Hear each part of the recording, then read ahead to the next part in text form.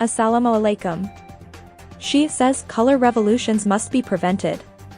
China's Xi Jinping said on Friday that the world had entered a new period of turbulence and that partners, such as Russian President Vladimir Putin and Central Asian leaders, should prevent foreign powers from instigating color revolutions. Xi, on his first trip outside China since early 2020, told a summit of the Shanghai Cooperation Organization in the ancient Uzbek Silk Road city of Samarkand that they should support each other to deter foreign meddling. The world has entered a new period of turbulent change. We must grasp the trend of the times, strengthen solidarity and cooperation, and promote the construction of a closer community of destiny with the Shanghai Cooperation Organization, Xi said.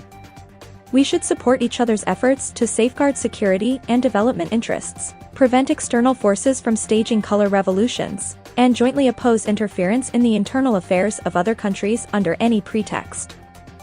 Xi and Putin last met face-to-face at the opening of the Winter Olympics, when they declared a no-limits partnership, backing each other over standoffs on Ukraine and Taiwan with a promise to collaborate more against the West.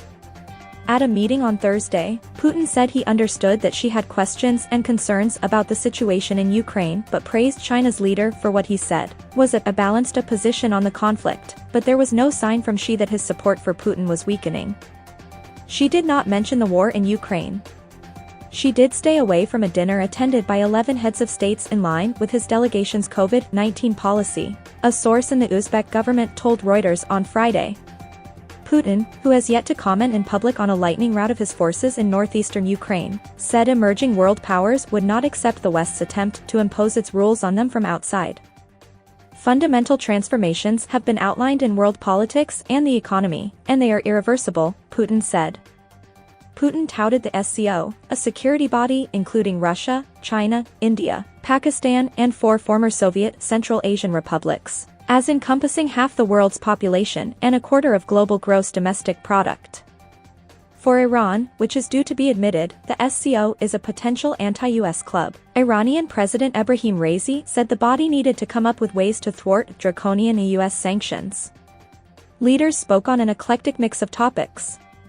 Indian Prime Minister Narendra Modi called on leaders to address the supply chain crisis, while Pakistani Prime Minister Shehbaz Sharif spoke at length about devastating floods and climate change.